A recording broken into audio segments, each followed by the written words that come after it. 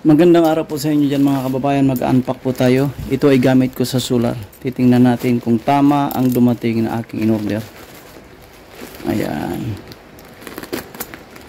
Mag-upgrade naman ako ng solar ko. Ito ay tingnan natin ha. Sana tama. Aba, magandang pagkakabalot.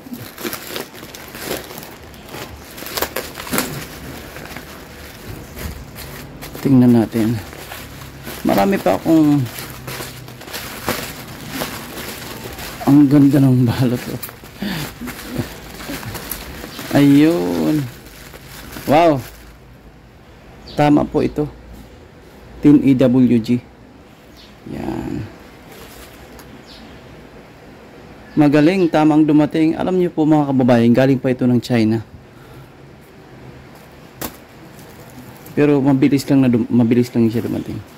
Gagamitin ko ito, bali ang isang solar panel ko ay 210 watts. Tapos ang ano niya, yung voltahe ay 19 volts. Mga ganun. Tapos ang amperahe naman noon nasa 11. Ang gagamitin kong wire, ang ginagamit ko dun sa ngayon ay ito, ang size nito 10 AWG. Ito ang aking in-order sa Shopee. Tama naman ang dumating. Tama ang dumating. Yan o. Tapos marami pa akong ipapakita sa inyo. Yan. O, marami pa yan. Tama itong isa. Ayun. Kasi magdadagdag naman ako ng solar panel. Ang pagkakabit ko ng aking solar panel ay connected in series.